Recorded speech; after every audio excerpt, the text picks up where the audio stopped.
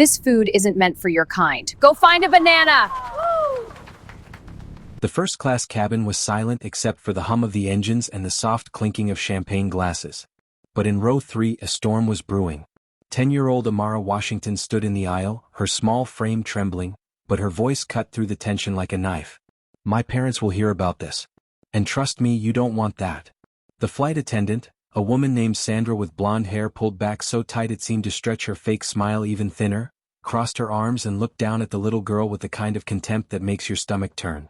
"Little girl, I've heard that 1,000 times. Sit down before I call security." Around them, passengers had their phones out. Some were filming. Others whispered to each other, their faces twisted in disbelief.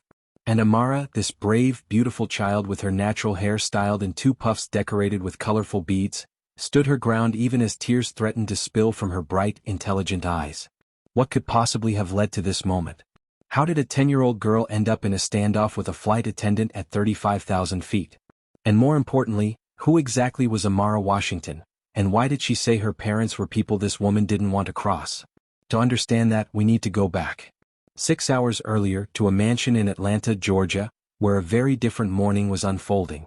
The Washington estate sat on 5 acres of immaculate grounds in one of Atlanta's most exclusive neighborhoods. The kind of neighborhood where the houses were set so far back from the street you could barely see them, where the driveways were lined with ancient oak trees dripping with Spanish moss, where the lawns were maintained by professional landscaping crews who came 3 times a week. Inside the Washington home, the morning sun streamed through floor-to-ceiling windows, casting golden light across marble floors and artwork that belonged in museums. But despite all this luxury, despite the obvious wealth that surrounded every corner, the house felt warm. Lived in. There was a grand piano in the living room that Amara's mother actually played, not just a decoration.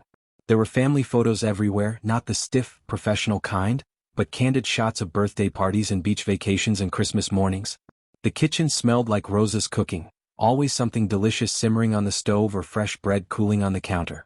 This wasn't a house that was meant to impress people. It was a home meant to hold a family. In her bedroom on the 2nd floor, Amara Washington was packing her carry-on bag with the kind of methodical precision that would make a military sergeant proud. Her room told you everything you needed to know about her. The walls were painted a warm lavender, her favorite color, and covered with debate team trophies, science fair ribbons with first-place medals, and photographs of her standing between her parents at charity galas and hospital fundraisers.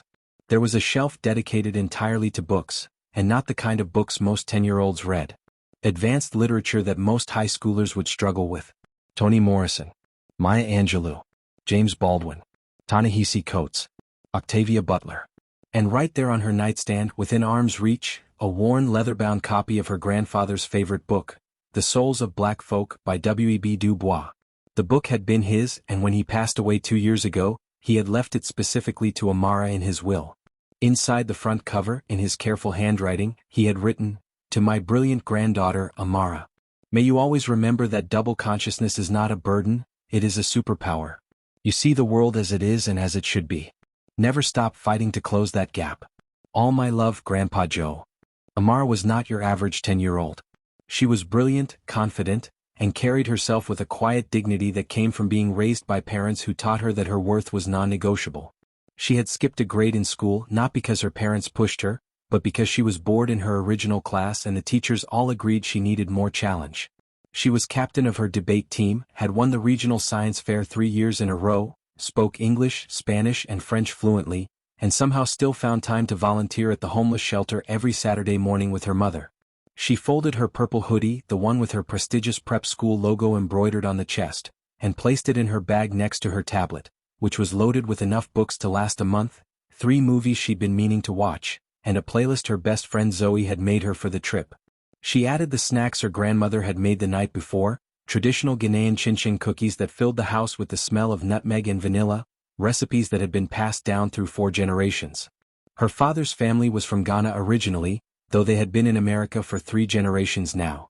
But Grandma Akojua, her father's mother, made sure that Amara knew where she came from, knew the foods and the stories and the pride of her ancestors. And finally, carefully, almost reverently, she tucked in a photograph. It was old, the edges worn from being touched so many times, the colors slightly faded. In it, a distinguished black man in a sharp 3-piece suit stood in front of a courthouse, the kind of imposing building with massive columns and marble steps. His arm was around a much younger Amara, maybe 5 years old, and she was wearing a yellow sundress and looking up at him like he hung the moon and the stars. He was smiling, and it was the kind of smile that transformed his whole face, that made him look both powerful and gentle at the same time. That was her grandfather, Joseph Washington. And he wasn't just any grandfather. He had been one of the most respected civil rights attorneys in the South, a man who had dedicated his entire life to fighting injustice in courtrooms from Atlanta to Montgomery to Washington, D.C. He had walked with giants. He had known Dr. King personally, had worked with Thurgood Marshall, had argued cases that changed laws and changed lives.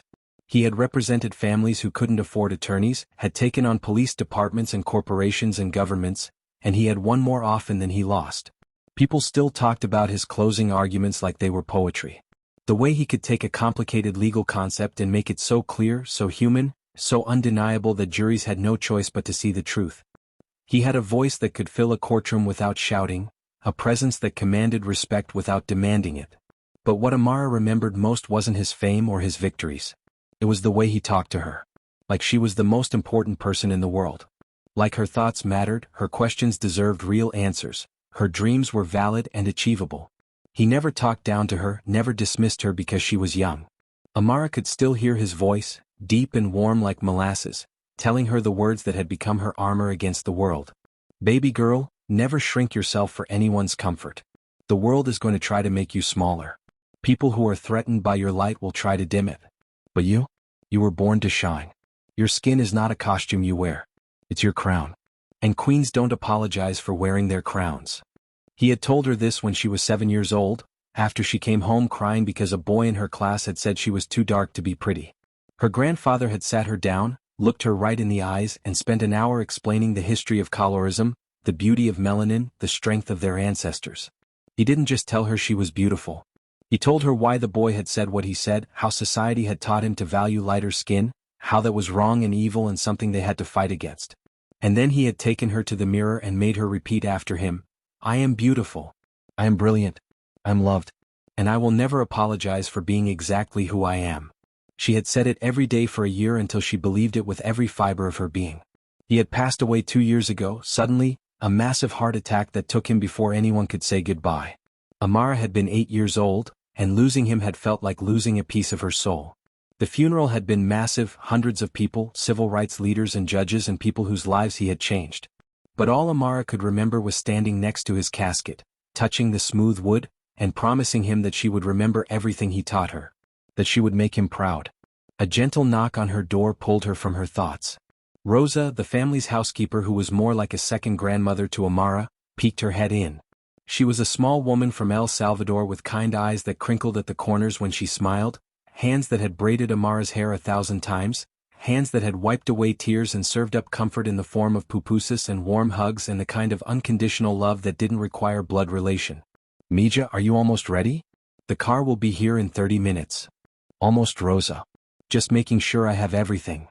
Rosa walked in and sat on the edge of the bed, watching Amara pack with a mixture of pride and worry. She had known this child since she was in diapers, had been there for her first steps and her first words and her first day of school. She had watched her grow into this remarkable young person who spoke 3 languages, won every academic competition she entered, and somehow still found time to help Rosa cook dinner and ask about her day and remember her grandchildren's birthdays. You know, when I was your age, I was already working in the fields with my mother. We lived in a village so small it didn't even have a name on the map. I never even saw an airplane except in the sky, and I certainly never imagined I would know a little girl brave enough to fly across the ocean by herself. Amara zipped up her bag and turned to Rosa with a grin. Rosa, you're the bravest person I know. You left everything you knew to come to a country where you didn't speak the language, where you didn't know anyone, where you had to start completely over. That's way braver than getting on a plane. Rosa's eyes filled with tears. This child. This beautiful, empathetic child who saw people really saw them. Who never treated Rosa like just the housekeeper but like family. Who learned Spanish just so she could talk to Rosa in her native language. Who came to Rosa's daughter's quinceañera and danced with Rosa's grandchildren and brought gifts for everyone. Your abuelo, your grandfather, he would be so proud of who you are becoming. Do you know what he told me once? Amara shook her head. He came to me a few months before he passed. He was in the kitchen and I was making his favorite breakfast, those cheese grits he loved so much. And he said to me, Rosa, I won't be around forever, and when I'm gone, I need you to watch over my granddaughter.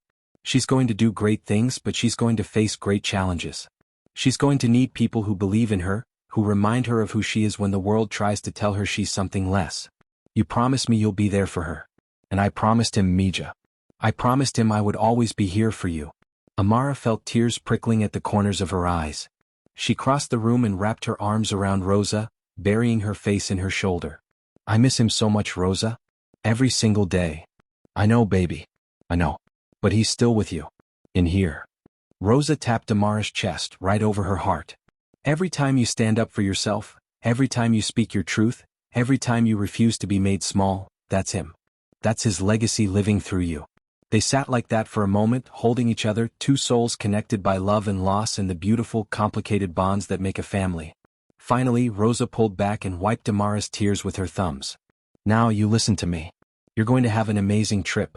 You're going to see beautiful things and eat delicious food and make memories with your parents. But you also need to remember what your grandfather taught you. The world isn't always kind to little black girls, especially little black girls who are confident and smart and unafraid. Some people, they see that confidence as a threat. They try to put you in a box, try to make you doubt yourself. You don't let them, you hear me? I won't. And speaking of not letting them, you make sure you eat something good on that plane. Don't let them give you just peanuts and pretzels. You're in first class, Mija. You order yourself a real meal. The salmon or the chicken or whatever you want. Your parents are paying good money for that ticket. You get every penny's worth. Amara laughed through her tears. I will. I promise. Good. And you text me when you land so I know you're safe. And you take lots of pictures. And you have fun, baby. You deserve all the fun in the world. They hugged again, and then Rosa stood up, smoothing down her apron in that efficient way she had. Now, I'm going to go make you some sandwiches for the airport in case you get hungry before the flight. And don't tell me you don't need them. I know you. You'll be reading your book and you'll forget to eat and then you'll be starving. She was right, of course. She always was. As Rosa left, Amara took one last look around her room. She had been on trips before, plenty of them. Her parents traveled all the time for work, and when they could, they brought her along. She had been to conferences and medical symposiums and tech summits. She had seen New York and Los Angeles and Miami and Chicago. But this trip felt different. This was just for them. No work, no obligations. Just 2 weeks in Europe, seeing art and eating good food and being a family. She grabbed her backpack and her carry-on and headed downstairs. The house was quiet, too quiet. Usually in the mornings there was music playing, her mother on a conference call, the sound of her father getting ready for surgery. But they had left for Geneva yesterday, flying out a day early to set up for a conference they both had to attend before the vacation officially started. It had been Amara's idea to fly alone. She was 10 now, she had argued. She was responsible. She had flown alone twice before, shorter domestic flights, and everything had been fine. Her parents had been hesitant, but Amara had won them over with a detailed presentation about unaccompanied minor procedures, airline safety statistics, and a minute-by-minute itinerary of her day. That was how Amara solved problems. With research and logic and presentations. Her father joked that she would make an incredible lawyer someday, just like Grandpa Joe. Her mother said she would make an incredible CEO. But Amara wasn't sure what she wanted to be yet. She just knew she wanted to make a difference. She wanted to help people. She wanted to change the world the way her grandfather had. And that was the truth. Amara's parents, Dr. Marcus Washington and Jennifer Washington, were not just successful. They were powerhouses in their respective fields, the kind of people whose names carried weight, whose opinions mattered, whose work changed lives. Dr. Marcus Washington was one of the most sought-after neurosurgeons in the country. He had performed groundbreaking surgeries, the kind that other surgeons said were impossible. He had saved countless lives, pioneered techniques that were now taught in medical schools around the world. Hospitals flew him in from across the country to consult on the most complex cases. He had steady hands, a brilliant mind, and a heart that broke every single time he had to tell a family there was nothing more he could do. He was also a black man who had grown up in poverty in rural Georgia, the son of a janitor and a seamstress, who had made it through college and medical school on scholarships and loans and sheer determination. He remembered what it was like to be told he didn't belong, to have professors assume he was there because of affirmative action rather than merit, to have patients ask for a different doctor when they saw the color of his skin. He had fought through all of that, and now he was at the top of his field. But he never forgot where he came from. He did free surgeries for families who couldn't afford them. He mentored young black and brown students trying to get into medical school. He donated to scholarship funds and community health clinics. And most importantly, he raised his daughter to understand that excellence was not optional, it was essential, because the world would always judge her more harshly, expect more from her, give her less benefit of the doubt. And Jennifer Washington? She was a force of nature. A self-made tech billionaire who had started her first company in her college dorm room and turned it into an empire. Her company developed artificial intelligence software that was revolutionizing everything from healthcare to education to environmental conservation. She had been on the cover of Forbes, Fortune, and Time magazine. She had been named one of the most powerful women in tech, one of the most influential black executives in America, one of the top CEOs under 50. She sat on boards of directors, advised presidents and prime ministers, and still made it home most nights to have dinner with her daughter and help with homework. She was fierce in the boardroom and even fiercer when it came to protecting her family. She had come from nothing, the daughter of a single mother who worked 3 jobs to keep food on the table, and she had built an empire through intelligence and grit and refusing to accept no for an answer. Together, Dr. Marcus Washington and Jennifer Washington had built a life that most people only dreamed of. They had wealth, influence, respect. But they never let the money change who they were. They lived well, yes, but they also gave back constantly. They donated millions to scholarships for underprivileged kids. They funded community centers and hospitals in underserved neighborhoods. They established a foundation that focused on closing the achievement gap for minority students in STEM fields. And most importantly, they raised their daughter to understand that privilege came with responsibility. That to whom much is given, much is expected. That she was blessed beyond measure, and it was her job to use those blessings to help others. The sound of Amara's phone ringing broke through her thoughts. She looked at the screen and her whole face lit up.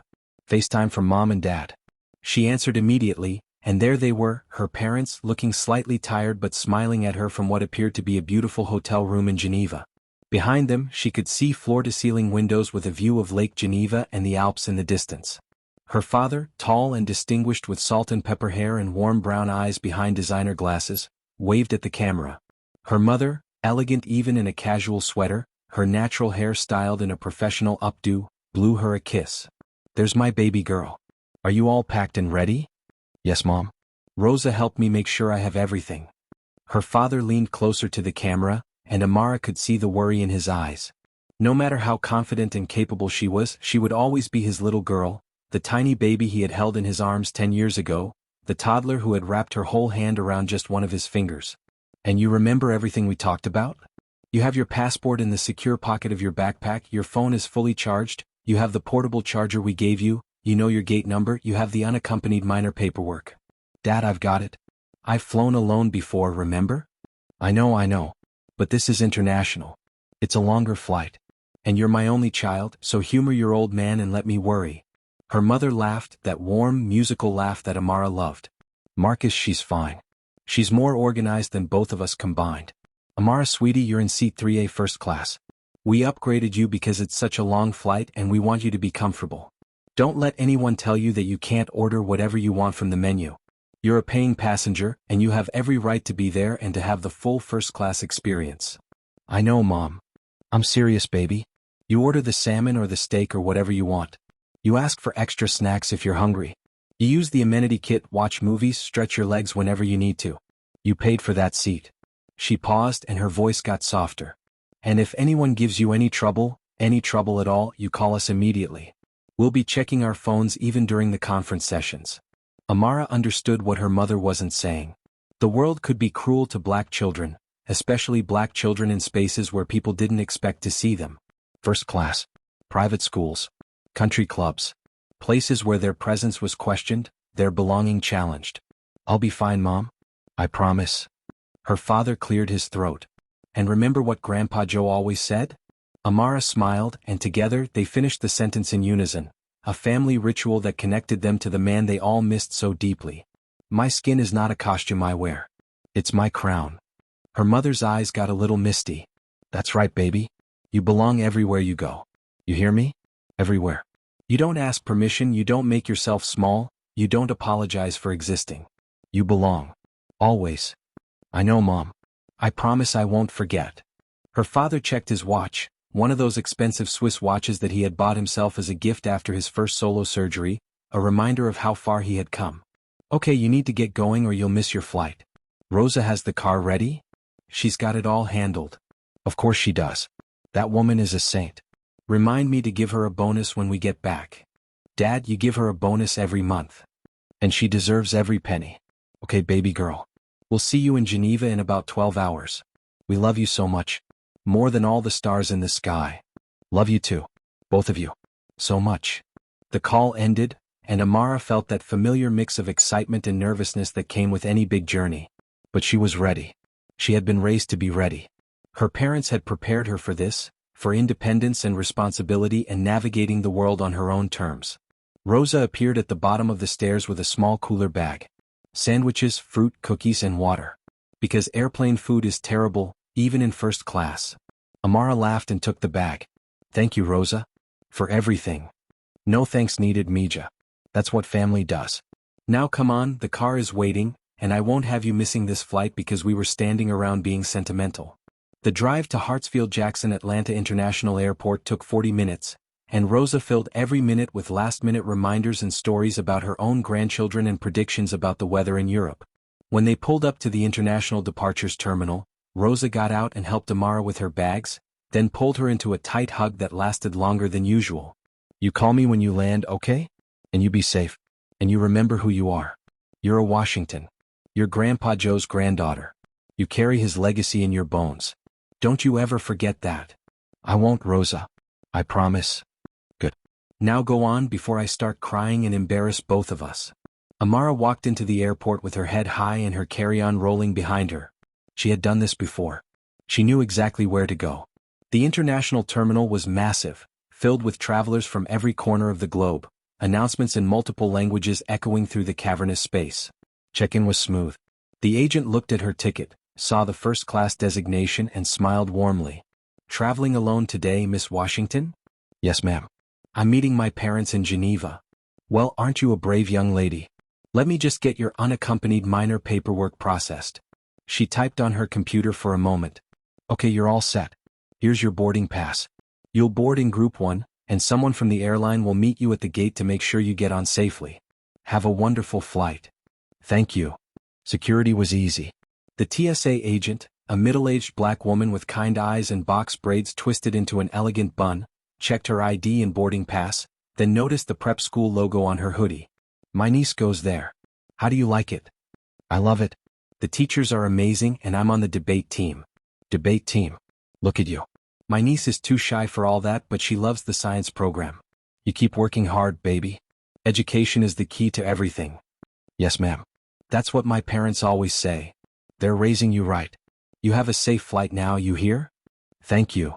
As Amara made her way through the terminal to her gate, she passed families with crying babies, business travelers typing furiously on laptops, tourists wearing cameras around their necks and consulting maps. Near gate B7, she noticed a boy about her age, white with sandy hair and freckles, looking absolutely terrified as he stared up at the departure boards with wide eyes. Amara slowed down. She recognized that look. She had seen it on her own face the first time she flew alone, that mixture of fear and confusion and trying desperately to look like you knew what you were doing. She walked over. Are you okay?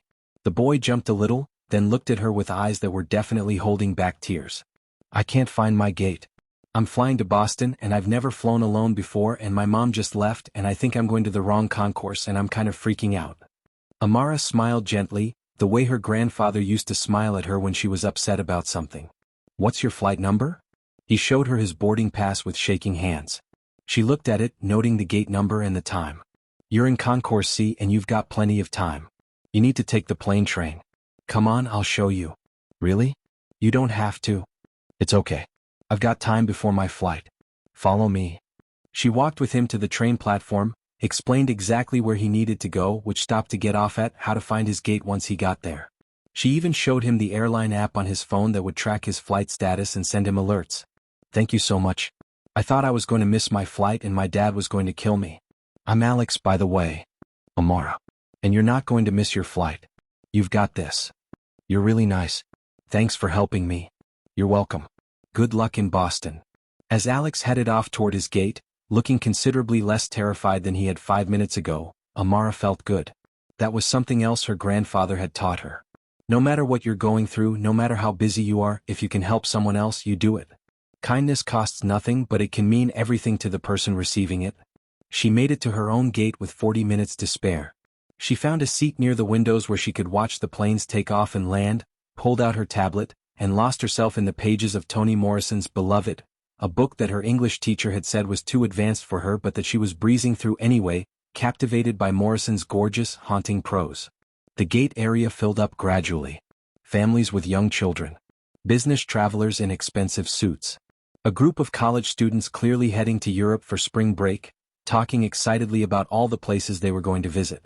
Amara listened to their chatter with half an ear, smiling at their enthusiasm. Before she knew it, they were calling for first-class boarding. Amara gathered her things, presented her boarding pass to the agent at the podium, and walked down the jetway. Her heart was beating a little faster now. Not from fear but from excitement. In just over 10 hours she would be in Geneva with her parents, starting a 2-week vacation that would take them to Paris, Rome, Barcelona, and maybe Venice if they had time. She had her itinerary memorized. The museums they would visit, the Louvre and the Uffizi and the Prado. The restaurants where they had reservations, Michelin-starred places her mother had been planning for months. The historic sites she had been reading about, the Colosseum and the Eiffel Tower and the Sagrada Familia. She stepped onto the plane and immediately felt the difference. First class was like another world compared to the economy cabin she had glimpsed behind the curtain. The seats were massive, wide and plush, covered in soft leather that looked like it cost more than most people's monthly rent. There were pillows and blankets already placed on each seat, fluffy and inviting. Amenity kits with designer logos, filled with skincare products and eye masks and socks. The overhead bins were larger, the aisle wider. It smelled like expensive cologne and fresh coffee and something else, something that just smelled like money. Amara found her seat, 3A, right by the window where she could watch the world fall away beneath her. She stowed her carry-on in the overhead bin, kept her backpack with her tablet and Rosa's snacks and her grandfather's photo, and settled in. She ran her hand over the leather armrest, pressed the button that reclined the seat into what was practically a bed, and couldn't help but smile. Her parents had worked so hard to build the life they had. Her father had studied for years, residency and fellowship and endless hours in operating rooms. Her mother had bootstrapped her company with her own savings, worked 100-hour weeks, sacrificed sleep and social life and everything else to make her dreams a reality.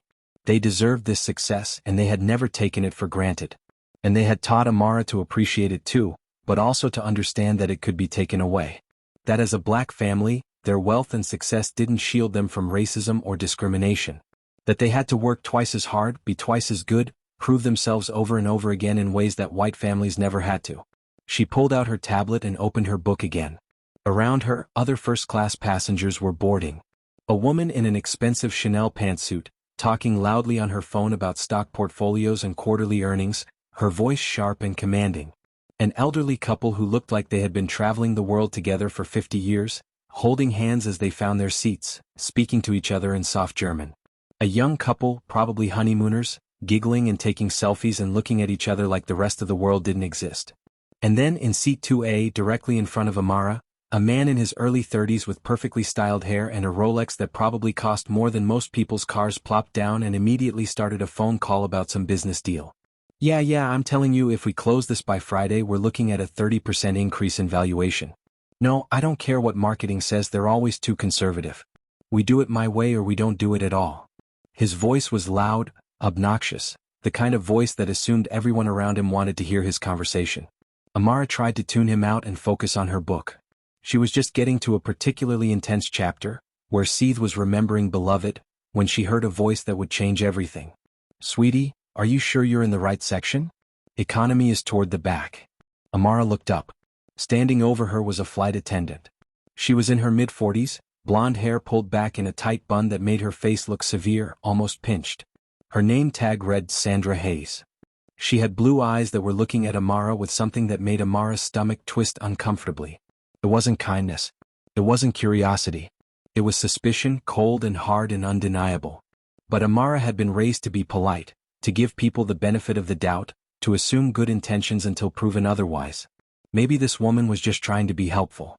Maybe she thought Amara was lost, had wandered into first class by mistake. It happens sometimes, especially with kids. I'm in 3A, ma'am. This is my seat.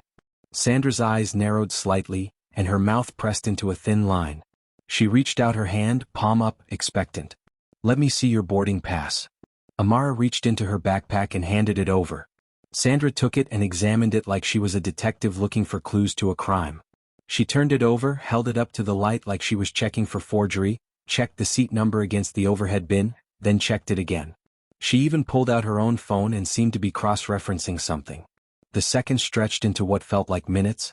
Other passengers were boarding now, having to squeeze past Sandra who was blocking the aisle, some of them shooting annoyed looks at the holdup. Finally, Sandra handed the boarding pass back, but there was no warmth in her gesture. No smile. Just a tight-lipped expression that Amara couldn't quite read but didn't feel good. Okay. And then she walked away. But Amara noticed something. Sandra kept glancing back at her, kept watching her like she was waiting for Amara to do something wrong, to prove that she didn't belong there, to give her a reason to ask her to move. Amara felt a knot forming in her stomach, that familiar feeling of being watched, judged, found wanting. But she pushed it away. She was probably imagining things. She was probably just nervous about the flight, reading too much into a simple interaction. Sandra was probably just being thorough. That was her job, right? To make sure everyone was in their correct seats? She went back to her book but the words wouldn't focus.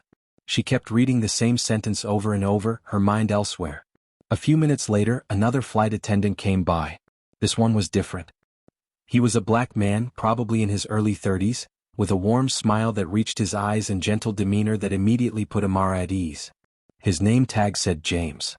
"Can I get you anything before we take off? Water? Juice? We've got fresh orange juice or apple juice." "Orange juice would be great, thank you." "Coming right up." He returned a moment later with her juice in a real glass, not a plastic cup, and that genuine smile that made Amara feel seen in a good way. "First time flying alone to Europe?" "No, I've flown alone a few times before, but this is my first international solo flight. I'm meeting my parents in Geneva." "Well, good for you. That's very brave. How old are you, if you don't mind me asking?" "I'm 10. 10. When I was 10, I was scared to go to the corner store by myself, and here you are flying across the ocean. You're going to do great. And you let me know if you need anything at all during the flight, okay?" "Anything. That's what I'm here for." "I will. Thank you, James." He seemed genuinely kind. Like someone who actually cared about doing his job well and making passengers comfortable. It made Amara feel better, pushed away some of the unease from her interaction with Sandra. The seat next to her, 3B, was still empty, but just before they closed the cabin doors, an elderly white woman made her way down the aisle. She was probably in her 70s, with silver hair styled elegantly in soft waves, and kind eyes that crinkled at the corners when she smiled. She was dressed in what Amara's mother would call old money style, a cashmere sweater set in pearls, simple but clearly expensive. She settled into seat 3B with a soft sigh of relief. "Hello, dear. Looks like we're seatmates for the next 10 hours. Amara smiled politely. "Hello. I'm Amara. Margaret Patterson. But you can call me Mrs. Patterson if you're more comfortable with that." "Mrs. Patterson is fine. It's nice to meet you." Mrs. Patterson noticed the book on Amara's tablet, and her eyebrows rose in pleasant surprise. "Beloved? My goodness, that's quite advanced reading for someone your age. How old are you, if you don't mind me asking?" "I'm 10. And I know it's a difficult book, but my English teacher said I was ready for it, and I love Toni Morrison's writing." "I'd say you're more than ready. I read that book in college, and it took me twice as long as it should have because I had to keep stopping to process what I just read. Toni Morrison had a way of making you feel the weight of every word. What do you think of it so far?" And just like that, they fell into an easy conversation about literature, about Toni Morrison's brilliance and her ability to write about trauma without flinching from it, about the weight of history and memory and how the past is never really past. Mrs. Patterson was delightful. She was well-read, thoughtful, and treated Amara not like a child but like an equal. They talked about other books they loved, Amara mentioning Maya Angelou and James Baldwin, Mrs. Patterson bringing up Alice Walker and Zora Neale Hurston. "Have you read Their Eyes Were Watching God?" Mrs. Patterson asked. "Not yet, but it's on my list. My grandfather gave me a reading list before he passed away, and that's one of the books on it." "Your grandfather sounds like he was a wise man." He was a civil rights attorney. Joseph Washington." Mrs. Patterson's eyes widened with recognition. "Joseph Washington? The Joseph Washington who argued the Harmon case? Who worked with Thurgood Marshall?" Amara felt a surge of pride. "Yes, ma'am. That was my grandfather." My dear child, your grandfather was a giant. An absolute giant. I remember reading about some of his cases in law school. I'm a retired attorney myself, and I used to teach his closing arguments as examples of perfect legal reasoning combined with moral clarity. What an honor to have known him as your grandfather. They talked about Amara's grandfather for a while, Mrs. Patterson sharing which cases she remembered, Amara telling stories about who he was as a person, not just as a lawyer. And when Amara mentioned she was meeting her parents in Geneva, Mrs. Patterson's eyes lit up. Oh, Geneva is magnificent, absolutely magnificent. You simply must visit the Jet d'eau, that fountain is spectacular, especially at sunset. And if you have time, take a day trip to Chamonix. The mountains will take your breath away. Have you been to Europe before? A few times with my parents, but never to Switzerland. We're going to Geneva, then Paris, Rome, and Barcelona. What a wonderful trip. You're a very lucky young lady. I know. My parents work really hard and they wanted to take a real vacation, just the three of us. It was the kind of conversation that made flying pleasant, that made you forget you were about to be stuck in a metal tube for 10 hours hurtling through the sky. And for a little while, Amara forgot about Sandra's strange behavior and just enjoyed talking to this lovely woman who seemed to genuinely enjoy her company and treated her with respect. The captain's voice came over the intercom, smooth and professional. Good afternoon, folks.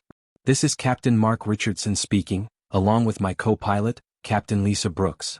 We're just about ready to push back from the gate here in Atlanta, and we're looking at a smooth flight across the pond today with an arrival time in Geneva of approximately 9:30 a.m. local time. We'll be cruising at 39,000 feet, and the weather looks great all the way across. Sit back, relax, and we'll have you there before you know it. Flight attendants, prepare for departure. Amara's heart did a little flip. Captain Mark Richardson. That name was so familiar. She tried to remember where she had heard it before, and then it clicked into place with sudden clarity. About a year ago, maybe 14 months, her father had gotten an emergency call in the middle of the night.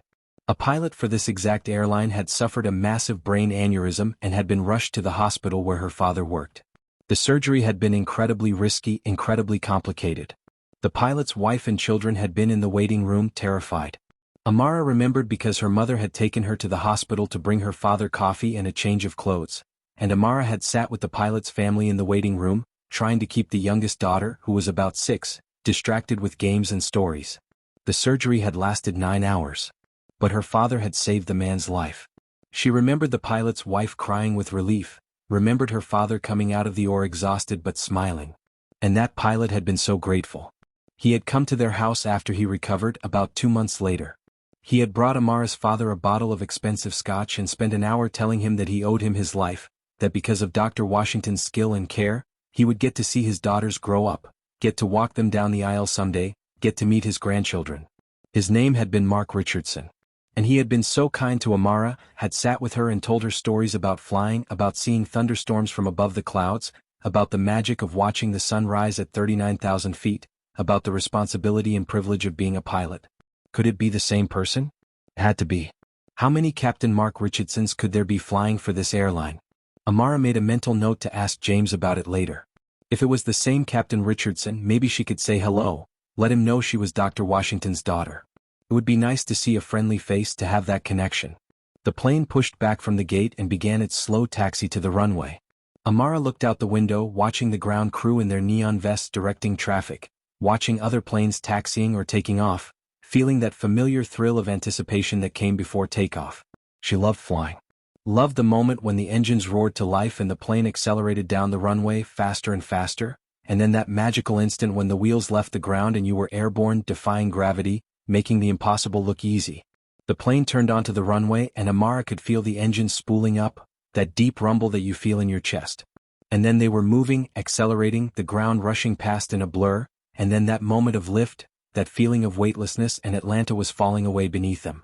She watched through the window as the city grew smaller and smaller, the buildings and streets and highways shrinking until they looked like a model, like something you could hold in your hand. They climbed through scattered clouds, and then they were above them, in that brilliant blue sky where the sun was always shining. The seatbelt sign dinged off about 15 minutes into the flight, and passengers around the cabin began to settle in for the long journey. Some pulled out laptops or tablets. Others reclined their seats and closed their eyes. The businessman in 2A was still on his phone, still talking loudly about his deal, and Amara made a mental note to ask James for headphones once the meal service started. She pulled out her tablet again, determined to make progress in Beloved, but before she could get back to where she left off, Sandra's voice cut through the cabin, amplified through the intercom system. Ladies and gentlemen, we'll be starting our lunch service shortly. We have a choice of salmon with roasted vegetables, chicken piccata, or a vegetarian pasta primavera. Please make sure your tray tables are down and ready, and we'll be coming through to take your orders. Amara lowered her tray table and waited. She was actually pretty hungry. Rosa's cookies were delicious and she had eaten one while waiting at the gate, but it had been hours since breakfast, and the idea of a real meal sounded perfect. She had looked at the first-class menu online before the flight, had already decided she wanted the salmon. She loved fish, and her mother always said airplane salmon was surprisingly good in first class. She watched as James began serving the rows ahead of her, starting from the front of the cabin and working his way back. He was so professional, so courteous with every passenger. Asking what they would like, delivering their meals with a smile and a please enjoy, checking if anyone needed anything else. It all seemed so normal, so routine. Just another day, just another flight. And then Sandra appeared. She tapped James on the shoulder and said something Amara couldn't hear, but whatever it was made James look confused and slightly uncomfortable. Sandra waved him toward the back of the cabin, taking over his section. Amara watched as Sandra served the businessman in 2A, Chad, who barely looked up from his phone as he barked out his order. She served Mrs. Patterson, who ordered the salmon and thanked her politely, commenting that it looked delicious. Sandra smiled at her, actually smiled, warm and genuine. And then Sandra moved to the row behind Amara without even glancing in her direction. Amara waited. Maybe Sandra hadn't seen her. Maybe she was going to come back. Sometimes flight attendants served rows out of order, right? Maybe there was a reason. But 5 minutes passed. Then 10. Sandra was now 3 rows back, serving other passengers with that same warm smile she had given Mrs. Patterson. Everyone in first class seemed to have their meals now, trays down, eating and drinking and enjoying their lunch. Everyone except Amara. She looked around, confused. She caught Mrs. Patterson's eye, and the older woman looked equally confused, her expression shifting from puzzlement to concern. Amara felt her stomach twist with a feeling she knew too well. That feeling of being invisible, of not mattering, of being deliberately ignored. She took a breath, channeling her grandfather's teachings. Maybe it was an honest mistake. Maybe Sandra had genuinely overlooked her. The best thing to do was to politely bring it to her attention.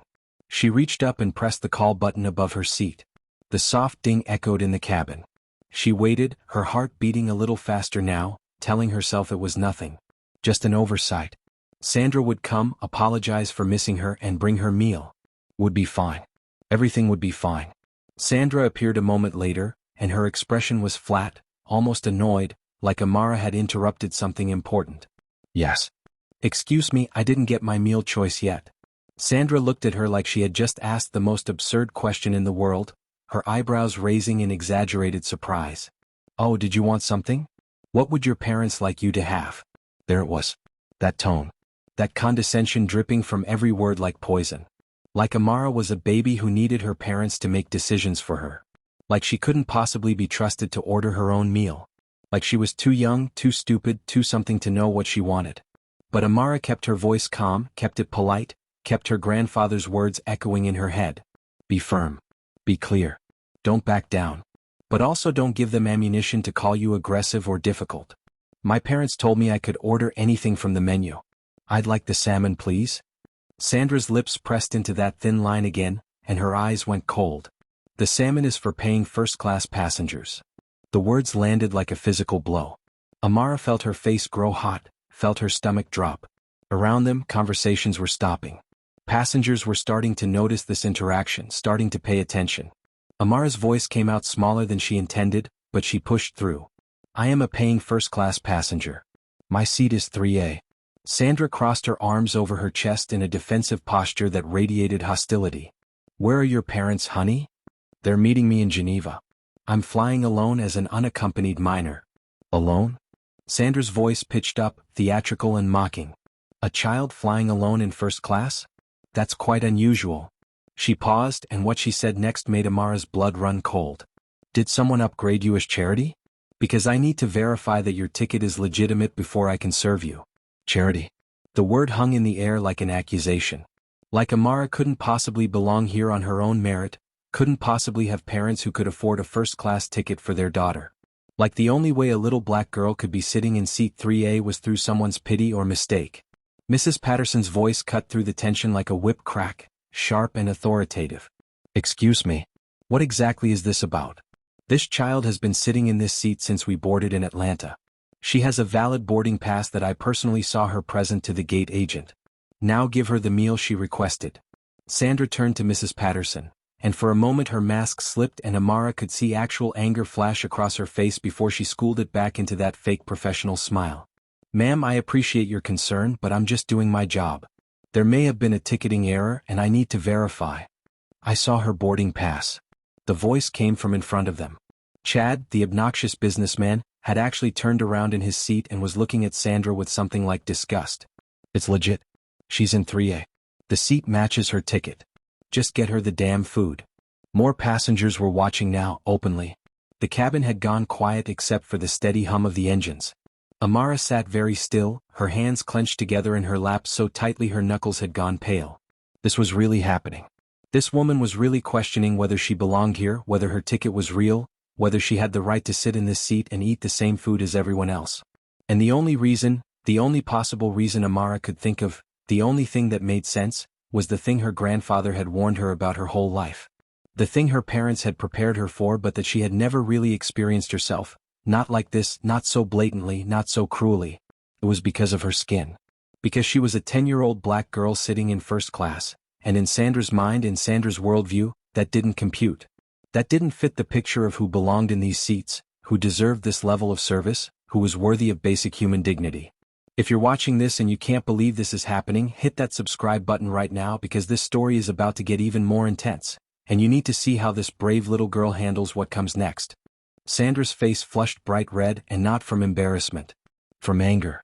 She wasn't used to being challenged, wasn't used to passengers pushing back, especially not on behalf of a child. Her jaw tightened, her shoulders went rigid, and without another word, she turned on her heel and walked toward the galley at the front of the plane. Amara sat there, her heart pounding so hard she could feel it in her throat, in her ears, everywhere. Mrs. Patterson reached over and gently patted her hand, and Amara could feel that the older woman's hand was shaking slightly with suppressed fury. That was completely and utterly inappropriate. Unacceptable. "Don't you worry, dear. The moment we land, I'm going to report this woman to the highest levels of this airline's management. I promise you that." But Amara barely heard her. She was thinking about her grandfather, about all the stories he had told her when she was little. About sitting at lunch counters where he wasn't welcome, where waitresses refused to serve him, where he and other activists had to sit for hours being taunted and spat on and threatened. About walking through doors marked "whites only," because someone had to be first, someone had to challenge these unjust laws. About standing in front of judges who looked at him with the same contempt Sandra had just shown Amara, who assumed he was less intelligent, less capable, less human because of the color of his skin. He had survived all of that. He had fought through all of that. He had won over and over again, not with violence or anger, but with dignity and perseverance and an unshakable belief in his own worth. And if he could do that, if he could face down the entire weight of institutional racism and still hold his head high, then Amara could handle one racist flight attendant. 5 long minutes passed. Passengers around Amara had gone back to their meals, but she could feel them sneaking glances at her, could feel their sympathy and their curiosity and their discomfort. Mrs. Patterson had barely touched her salmon, too angry to eat. Then Sandra returned, and what she placed in front of Amara made the little girl's stomach drop like a stone. It was a children's meal. Chicken nuggets and French fries in a bright cardboard container with cartoon characters on it, the kind they gave to kids under 5 for free in economy class. Not even a proper plate, just this sad little box that looked like it had come from a fast food restaurant. She plopped it down on Amara's tray table without ceremony, without a word, just that smile that didn't reach her eyes, that smile that said, "I win. Here you go, sweetie. Enjoy." Amara stared at it. She stared at this insulting, degrading meal that was nothing like what she had ordered, nothing like what every other passenger in first class had received. This wasn't what she ordered. This wasn't even close. This wasn't even real airplane food. Her voice came out quiet but steady. "This isn't what I ordered. I asked for the salmon." Sandra sighed, a long, theatrical sigh like Amara was being the most difficult, unreasonable passenger she had ever encountered. "We're all out of salmon. You should be grateful for what you have. A lot of children would love to have chicken nuggets." Mrs. Patterson's voice was like ice now, all the warmth and gentleness from their earlier conversation completely gone. That's very strange because I just ordered the salmon 5 minutes ago, and you told me there were plenty left. In fact, I can see the salmon meals right there in your cart. Sandra ignored her completely, didn't even acknowledge that she had spoken, just started to walk away like the conversation was over, like Amara's needs didn't matter, like she had done her job and that was the end of it. But Amara's voice stopped her in her tracks. "Ma'am, I'd like to speak with the head flight attendant, please." Sandra turned around slowly, and the look on her face was pure venom. "I am the head flight attendant on this flight." Amara reached into her backpack with hands that were shaking now, but not from fear. From anger.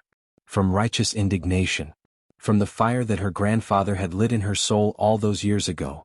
She pulled out the small notebook she always carried, the one she used to take notes in class, to write down quotes from books she loved, to jot down ideas for debate topics. Her grandfather had taught her this. Document everything. Write it down. Names, dates, times. Words spoken. Actions taken. Witnesses present. Because when you're fighting injustice, when you're standing up against people who have power over you, evidence matters. Truth matters. And memory can be disputed, but written records are harder to dismiss. "Then I'd like your full name and employee number, please." You could have heard a pin drop in that first-class cabin. Passengers all around them were staring now, not even pretending to look away. Some had pulled out their phones, cameras pointed discreetly but deliberately at this confrontation. A few people were recording, wanting to capture this, wanting to make sure there was proof of what was happening. Sandra's face went from red to white in an instant, the color draining away as she realized that this child was not backing down, that this child knew her rights, that this child was documenting what was happening. "Excuse me?" Her voice was sharp, hostile. Amara's voice didn't waver, even though inside she felt like she might throw up from fear and adrenaline and a righteous anger that was bigger than anything she had ever felt before. "My grandfather was Joseph Washington. He was one of the most respected civil rights attorneys in this country. And he taught me from the time I was old enough to understand that when you face discrimination, you document it. You write down names and dates and times. You gather evidence. You make sure that there's a record of what happened so that people can't lie about it later or pretend it never happened. So I'm going to ask you one more time politely. What is your full name and your employee number?" The word hung in the air now, spoken aloud, impossible to ignore. Discrimination. Not poor service. Not a misunderstanding. Discrimination. The active, deliberate choice to treat someone differently, to treat them worse, to deny them basic dignity because of who they are. Sandra's eyes went cold and hard like chips of ice. When she spoke, her voice had dropped to a harsh, angry whisper that only Amara and the people in the immediate vicinity could hear clearly. "My name is Sandra Hayes, employee number 47829. And I want you to know that you're being extremely rude and disruptive. I'm trying to do my job, and you're making a scene and disturbing other passengers. I have given you food. That should be enough. Now I suggest you sit down, eat what you've been given, and stop being difficult, or I will have to file a report about your disruptive behavior. Do you understand me?" And there it was. The threat. The attempt to flip the script, to make Amara the problem, to make this scared 10-year-old child the aggressor, the difficult one, the one causing trouble. It was a tactic as old as racism itself. When someone calls out discrimination, accuse them of being divisive. When someone stands up for themselves, call them aggressive. When someone demands to be treated with basic human dignity, call them disruptive. But Amara didn't back down. She couldn't. Because she wasn't just fighting for herself anymore. She was fighting for her grandfather's memory, for every person who had ever been told they didn't belong, for every child who would sit in this seat after her, for every black girl who would fly alone and deserve to be treated with respect. She looked Sandra right in the eyes, and her voice was clear and strong and absolutely certain. "I understand that you're treating me differently than you're treating every other passenger in this cabin. I understand that you questioned whether my ticket was legitimate without any evidence of fraud. I understand that you served every other passenger their requested meal but gave me something completely different without my consent. And I understand that you're now threatening me with disciplinary action for standing up for myself. I'm not being disruptive, ma'am. I'm being discriminated against. And I have every right to document that and report it." A passenger 3 rows back actually started clapping slowly, a single person's applause that felt like thunder in the quiet cabin. Another passenger called out, "You go, sweetheart. Don't let her intimidate you." Sandra's face twisted with rage and humiliation.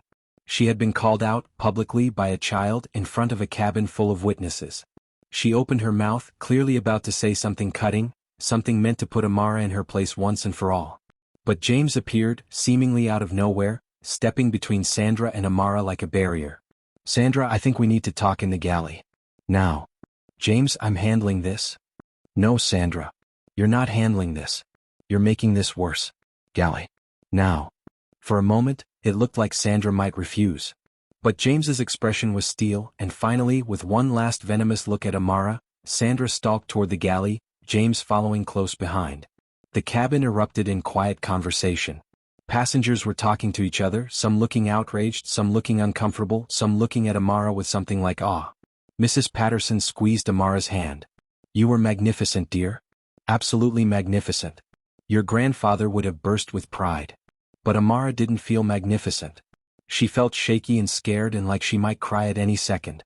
She looked down at the cold chicken nuggets in front of her and felt tears burning at the corners of her eyes. She refused to let them fall, not here, not now, not in front of all these people who were watching her. She picked up one of the nuggets and took a small bite, forcing herself to swallow even though it tasted like cardboard and humiliation and every bitter thing she had ever experienced. They were cold, stone cold, like they had been sitting in a refrigerator for days. They probably were leftovers from some other flight, something Sandra had grabbed just to give her something, anything to shut her up. Amara pulled out her phone, hoping to text her parents, hoping to find some comfort in their words. But when she tried to send a message, it wouldn't go through. The plane's Wi-Fi was there, she could see the network, but it was taking forever to connect. Her message sat there in that horrible limbo, undelivered, like a cry for help that no one could hear. She sat there for what felt like hours but was probably only 15 minutes, trying not to cry, trying not to give Sandra the satisfaction of seeing her break. Around her, the first-class cabin had settled back into its normal rhythm. People ate their meals, sipped their wine, watched their movies. But Amara couldn't relax. She couldn't eat. She couldn't focus on anything except the burning shame and anger in her chest. Finally, James returned. He came directly to her seat, and his face was full of apology and sadness. "Miss Washington, I am so sorry about what just happened. I want you to know that this is not how we treat passengers, and it's especially not how we treat unaccompanied minors who are trusting us to take care of them." He reached down and took the children's meal off her tray table, replacing it with a proper first-class meal tray. The salmon she had originally ordered, perfectly plated with roasted vegetables and rice pilaf and a small side salad and a warm dinner roll. It looked delicious, professionally presented, like something from a nice restaurant. "This is what you should have received in the first place. And please, if you need anything else, anything at all, you call for me specifically." "Not Sandra. Me. James. Okay." Amara nodded, not trusting herself to speak. "And one more thing. The captain would like to speak with you. Would that be okay?" Amara's eyes widened. "The captain wants to talk to me?" "Yes. He heard about the situation, and he'd like to see you in the flight deck if you're comfortable with that." Sandra appeared again and her face was mottled with rage. "Absolutely not. Passengers do not disturb the flight deck. It's against airline policy except in cases of—" James cut her off, his voice sharp. "Actually, Sandra, unaccompanied minors are specifically allowed to visit the flight deck if they request it or if the captain invites them. It's in the airline handbook, section 12.4. I looked it up while we were in the galley. So maybe you should refresh yourself on airline policy before you cite it incorrectly." Mrs. Patterson stood up, and despite her age and small stature, she suddenly seemed to take up a lot of space. Her voice was crisp and commanding, the voice of someone who was used to being listened to. "Young man, what's your full name?" James looked surprised. "James Martin, ma'am." "James Martin, if you walk this child to that cockpit to see the captain, I will personally ensure that your professionalism and courage are recognized by this airline's executive leadership. I'm Margaret Patterson. My late husband was CEO of this airline for 20 years before he passed. I'm still on the board of directors. And I've just spent the last half hour watching one of your colleagues treat this child with shocking prejudice and cruelty. You've been the only bright spot in this whole situation." The color drained from Sandra's face completely now. She knew who Margaret Patterson was. Everyone who worked for this airline knew who she was. She was airline royalty, one of the most powerful people in the entire company. James offered Amara his hand. "Come on, Miss Washington. Let's go meet the captain." Amara stood on shaky legs and took his hand. As they walked toward the front of the plane, passengers were watching. Several smiled at her encouragingly. One woman reached out and gently touched her shoulder as she passed. "You're so brave, sweetheart. Don't let anyone make you feel like you did something wrong. They reached the cockpit door. James knocked 3 times in a deliberate pattern, and after a moment, it swung open. Captain Mark Richardson stood there, and the moment he saw Amara, his entire face transformed from professional captain to warm recognition. Amara Washington. I don't believe it. Dr. Washington's daughter. What in the world are you doing on my flight? The recognition was instant and genuine and felt like a warm hug after being out in the cold. Amara felt something loosen in her chest, felt like maybe, finally, someone saw her as a person, not as a problem or a mistake or something that didn't belong. Captain Richardson. I remember you. You came to our house after my dad did your surgery. I absolutely did. Your father saved my life, Amara. That aneurysm should have killed me, but his skill and his steady hands gave me a second chance. I got to see my daughter's dance recitals and soccer games. I got to take my wife on our anniversary trip to Hawaii. I'm standing here today because of your father. He stepped aside, gesturing for her to come into the flight deck. Come on in. I want you to meet my co-pilot. Amara stepped into the cockpit and it was like entering another world. Screens and buttons and switches everywhere, the windscreen showing nothing but brilliant blue sky and white clouds stretching to infinity. It was beautiful and overwhelming and awe-inspiring all at once. The co-pilot turned in her seat, and Amara saw that she was a black woman, probably in her late 30s or early 40s, with captain's bars on her shoulders and warm, intelligent eyes that immediately noticed Amara had been crying. This is Captain Lisa Brooks, my co-pilot. Lisa, this is Amara Washington. Dr. Marcus Washington's daughter. Captain Brooks unbuckled and turned fully to face Amara, and her expression shifted from professional to concerned in an instant. It's wonderful to meet you, Amara. Your father has quite a reputation in the medical community. But sweetheart, you've been crying. What's wrong? And that simple question, asked with such genuine care by this stranger who didn't have to care, by this woman who looked like her and clearly understood what it meant to navigate spaces where people didn't expect you, broke something open in Amara. She tried to be strong, tried to say it was nothing, but Captain Brooks just shook her head. Sweetheart, we're at 35,000 feet. There's nowhere to go, nowhere to hide. We're family up here. What happened? And Amara broke. She told them everything. About Sandra scrutinizing her boarding pass like it was forged. About being denied her meal while everyone else was served. About the cold chicken nuggets delivered like an insult. About being refused water. About being told she might need to use the economy bathroom because there was a question about her ticket. About being threatened with disciplinary action for standing up for herself. About feeling small and scared and humiliated in a cabin full of strangers. By the time she finished, Captain Richardson's jaw was clenched so tight she could see the muscle jumping. His hands were gripping the armrests of his seat, and his eyes had gone cold and hard. Wait here, Amara. Just one moment. He picked up the intercom, and his voice when it came through the speakers was absolutely devoid of warmth. Sandra Hayes, report to the flight deck immediately. While they waited, Captain Brooks knelt down so she was at Amara's eye level, and her voice was gentle but firm. Amara, I want you to know something and I need you to really hear me, okay?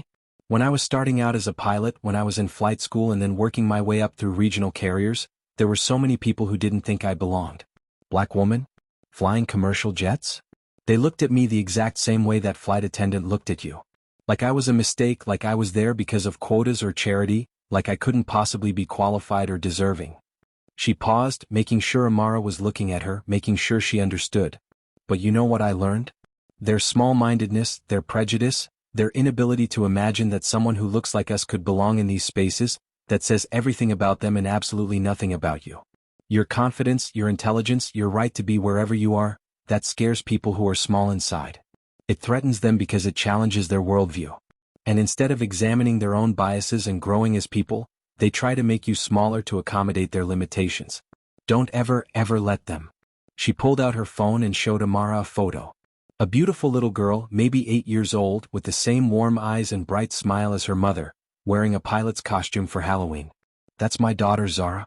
She's 8 years old and she wants to be a pilot just like her mama. And you know why she believes she can? Because she sees me in this cockpit every time I come home from a trip. Because she knows that women who look like us belong in every space.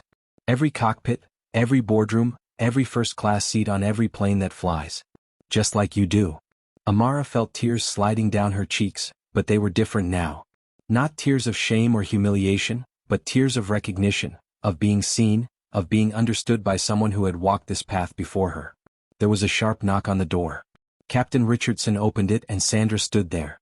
The moment she saw Amara, comprehension and fear flashed across her face. Captain Richardson's voice was colder than ice. "Ms. Hayes, please explain to me why this passenger was denied meal service." Sandra's mind was clearly racing, trying to figure out how to explain, how to justify, how to make this sound like anything other than what it was. "Sir, there was a question about the validity of her ticket. I was following protocol for suspected. I didn't ask about her ticket. I asked why you denied her meal service. Yes or no? Did you serve every other passenger in first class their requested meal? Yes, but did you serve this passenger her requested meal?" Silence. "Miss Hayes, did you serve Amara Washington the meal she requested?" "No, sir, but I gave her." "You gave her economy chicken nuggets while serving everyone else in the cabin restaurant quality meals. Is that correct?" More silence. Captain Richardson's voice dropped even lower. "Let me make something crystal clear to you, Ms. Hayes. This child, this 10-year-old passenger, is the daughter of Dr. Marcus Washington. Do you know who that is?" Sandra shook her head mutely. "He's the neurosurgeon who saved my life 15 months ago when I had a brain aneurysm that should have killed me. He's one of the most respected physicians in the country. And he and his wife, Jennifer Washington, who happens to be a billionaire tech CEO, purchased a first-class ticket for their daughter through their Platinum membership account. An account that has spent over $500,000 with this airline in the past 3 years alone." Each word landed like a hammer blow and Sandra looked like she might be sick. Captain Brooks stood up, and her voice was quiet but absolutely lethal. "We have multiple passenger reports of your behavior, Ms. Hayes. We have witness statements. We have video footage from at least 6 different phones. And what you did to this child wasn't just poor customer service. It was discrimination. Clear, obvious, undeniable discrimination. You treated her differently because of the color of her skin. You questioned her right to be in that seat. You denied her basic service. You humiliated her in front of an entire cabin full of people. And then, when she stood up for herself with more grace and dignity than most adults could manage, you threatened her." Captain Richardson's voice was final. "Ms. Hayes, you are suspended from service for the remainder of this flight, effective immediately. You will return to the crew rest area and remain there. You will not interact with passengers. You will not perform any duties. James Martin will assume your responsibilities. And when we land in Geneva, you will be meeting with airline security and senior management. You're not flying home with the crew. You'll be staying in Geneva until the airline decides what to do with you. Do you understand?" Sandra opened her mouth, tried to say something, maybe to protest or explain or beg. But Captain Richardson held up a hand. "This is my aircraft, Miss Hayes. My ship. What I say goes. And what I say is that you're done. Leave. Now." Sandra walked away, her face red with humiliation and rage and the dawning realization that she had just destroyed her own career. As she passed through the first-class cabin, several passengers actually applauded. Not loudly, not mockingly, but deliberately. A quiet acknowledgement that justice was being served. Amara watched her go and felt something she hadn't expected. Not triumph or satisfaction or vindication. Just exhaustion. Bone-deep, soul-tired exhaustion. And a lingering ache that came from being seen the way Sandra had seen her, from being judged and found wanting for something she couldn't control and wouldn't change even if she could. Captain Richardson put his hand on her shoulder, gentle and warm. "Amara, I am so incredibly sorry this happened to you. You did everything right. You were polite, you were firm, you stood up for yourself with grace and courage. Your grandfather would be so proud of you. I never met him, but your father talked about him a lot when I was recovering from surgery. He told me about Joseph Washington's legacy, about the kind of man he was, about the battles he fought and won. And I can see that legacy living on in you." "You really think so?" "I know so. You're 10 years old and you just held your ground against an adult who was trying to intimidate you into being quiet and accepting mistreatment. That takes courage, Amara. Real courage." Captain Brooks unpinned something from her uniform. It was a small set of wings, gold and shining, the kind pilots give to children who visit the cockpit. But she didn't just hand them to Amara. She pinned them carefully to her purple hoodie, right over her heart. "These are for the bravest passenger I've ever flown with. You wear these with pride, okay? They're yours. You earned them." Amara touched the wings gently, feeling the weight of them, the symbolism. "Thank you, both of you, for believing me, for standing up for me. Always," Captain Brooks said firmly. "We stand up for each other. That's how we survive in spaces that weren't built for us. That's how we make those spaces better for the people who come after us. James walked Amara back to her seat, but not before stopping at the galley. When he returned to her row, he was carrying a tray that looked like a feast. The salmon she had originally ordered, perfectly prepared and still hot. Fresh vegetables. A warm roll with butter. A fruit cup with fresh berries and melon. A small side salad with dressing. And a generous slice of chocolate cake topped with whipped cream. Compliments of the captain, he said with a kind smile. And if you need anything, and I mean anything at all, you press that call button and ask for me by name. Not anyone else. Me. James. Understood. Understood. Thank you, James. For everything. You don't need to thank me for treating you like a human being. That should be the bare minimum. I'm just sorry it took me so long to step in. He left, and Amara sat there looking at her meal, at the first-class service she should have received from the beginning. Mrs. Patterson was watching her with misty eyes. You are something very special, Amara Washington. In all my years of flying, I have never seen a child handle a situation like that with such poise. Your parents raised you right. My grandfather raised me to stand up for myself. To never be silent in the face of injustice. Well, he raised you magnificently. Amara finally ate, and the salmon was delicious, but it was hard to enjoy it fully. The whole experience had left a bitter taste that good food couldn't quite wash away. She kept thinking about Sandra, about the look in her eyes, about how quickly warmth could turn to coldness when you didn't fit someone's idea of who belonged. She pulled out her phone again, and this time the Wi-Fi had finally connected. Her message to her parents went through, and within seconds her phone was ringing. FaceTime. She answered, and there were her parents, and she could see the worry written all over their faces. Her father looked like he'd aged 5 years in the past hour. Baby, what happened? We just got your message. Are you okay? And Amara, who had been so strong, who had held it together through everything, finally broke down. Tears streaming down her face, voice shaking, she told them everything that had happened. The denial of service, the humiliation, the threats, the way Sandra had looked at her like she was trash that didn't belong. Her father's face went through about 15 different emotions, finally landing on a cold, controlled fury that Amara had only seen a handful of times in her life. The kind of anger that didn't explode. The kind that calculated and planned and executed with surgical precision. Her mother's hands were shaking so badly she had to put down her coffee cup. Tears were streaming down her face, and her voice was raw with emotion and rage. Baby, listen to me. Are you safe now? Is someone taking care of you? Yes, Mama. The captain, Captain Richardson, he's the pilot Daddy saved. He recognized me. And his co-pilot, Captain Brooks, she's so nice. And James, one of the other flight attendants, he's been taking care of me. It was Sandra. She was so mean, Mama. So mean. Dr. Washington's voice was controlled but deadly calm. Put the captain on the phone. Right now.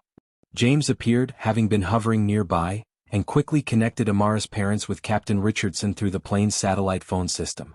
Amara could hear her father's side of the conversation, clipped and professional but vibrating with suppressed rage. After a few minutes, Captain Richardson came back on FaceTime with Amara's parents. Dr. and Mrs. Washington, I cannot apologize enough for what your daughter experienced on my aircraft. I've suspended the flight attendant in question, and she will face serious consequences. I want you to know that Amara handled herself with incredible maturity and courage. She's safe, she's being cared for, and I personally guarantee that the rest of this flight will be everything it should have been from the beginning. Dr. Washington's voice was steady. Captain Richardson, I appreciate you taking action. You protected my daughter when it mattered most, just like I protected you in that operating room. I don't blame you for what happened. But I need you to understand something. This doesn't end here. I understand, sir. That flight attendant, Sandra Hayes, I want her employment terminated. Not suspended. Terminated. I will personally ensure she never works for this airline or any other airline again. Jennifer Washington's voice cut in sharp and clear. And I'm calling our attorney the moment we hang up. I'm also contacting the NAACP, the National Civil Rights Museum, and every organization I can think of. This isn't just about our daughter. It's about systemic discrimination that allowed someone like Sandra Hayes to work for your airline for years while treating black passengers like second-class citizens. But then Amara's voice, small and tired, broke through. Mom, Dad, I just want to come home. I don't want this to be a huge thing. I just want to see you and hug you and forget this ever happened. Her parents looked at each other, and Amara could see them communicating silently, the way couples who've been together for decades can do. Her mother's voice softened. Okay, baby. Okay. We'll be waiting at the gate when you land. And then we're going to have the best vacation ever. But sweetheart, you need to understand something. What happened to you matters. It's not just about you. It's about every child who comes after you. I know, Mama. Grandpa used to say that too. That we fight not just for ourselves but for everyone who comes behind us. That's right. And we're going to fight this. But first we're going to take care of you. We'll see you in just a few more hours, okay? We love you so much. Love you too. Both of you. The call ended and Amara felt simultaneously better and worse.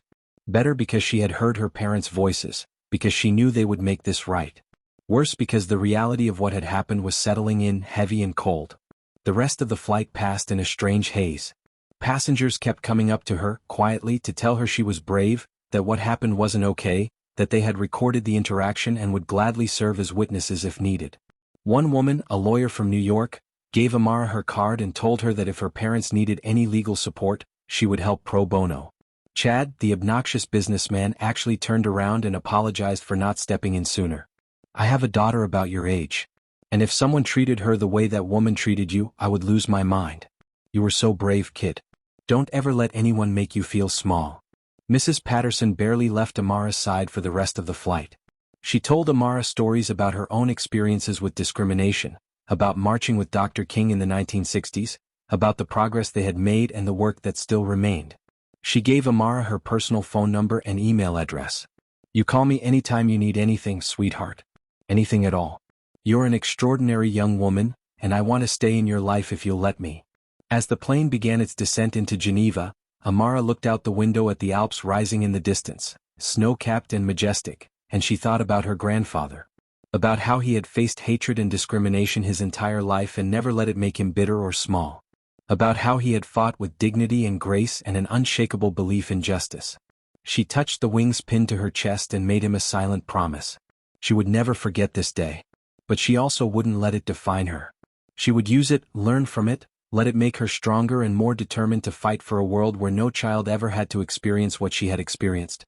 The plane touched down smoothly, and as it taxied to the gate, Captain Richardson's voice came over the intercom one last time. Ladies and gentlemen, welcome to Geneva. To most of you, I just want to say thank you for flying with us today. But to one passenger in particular, to Miss Amara Washington in seat 3A, I want to say that it has been an honor to have you on my flight. Your grace, your courage, and your dignity in the face of injustice have inspired every member of this crew and many of your fellow passengers. You are a remarkable young woman, and I have no doubt you're going to change the world. The cabin erupted in applause. Genuine, heartfelt applause for this brave 10-year-old girl who had stood up for herself when it would have been so much easier to stay quiet. When the door opened, there was a delegation waiting at the gate. Not just Amara's parents, though they were front and center, her father's eyes wet with tears, her mother looking like she was holding herself together through sheer force of will. But also airline executives in crisp suits, looking nervous and apologetic. Airport security. And even a few reporters, though Amara wasn't sure how they had heard about what happened so quickly. But Amara only had eyes for her parents. The moment she saw them, she ran. Ran like she hadn't run since she was a little girl, threw herself into their arms, and finally let herself be small and scared and just a child who needed her parents. Dr. Marcus Washington held his daughter like she was the most precious thing in the world because to him she was. He buried his face in her hair and whispered, "I'm so proud of you, baby. So proud." Jennifer Washington pulled back just enough to look Amara in the eyes, and her voice was fierce. "Did you stand up for yourself like we taught you?" "I tried, Mama. I really tried." "You did more than try, baby. You did it. You stood in your truth and you didn't back down. That's all we ever ask." The regional vice president for the airline stepped forward, and his face was a mask of professional contrition. "Dr. and Mrs. Washington, Miss Washington, on behalf of the entire airline, I want to personally apologize for what occurred on today's flight. This is not who we are as a company, and it's not how we treat our passengers. Ever. We are launching a full investigation, and I can assure you there will be significant consequences." But before her parents could respond, Mrs. Patterson stepped forward, and despite her age and elegant appearance, her voice was steel. "Robert, I'm glad to see you here. I assume you know who I am." The VP's face went even paler. "Yes, Mrs. Patterson. Of course." "Good. Then you'll understand when I tell you that I witnessed every moment of what Sandra Hayes did to this child. I have detailed notes. I have video from my phone. And I will be presenting all of it to the board of directors at our next meeting. What happened today wasn't just one flight attendant having a bad day. It's symptomatic of a deeper problem in how this airline trains its staff and handles discrimination complaints. And we are going to fix it. Do you understand me?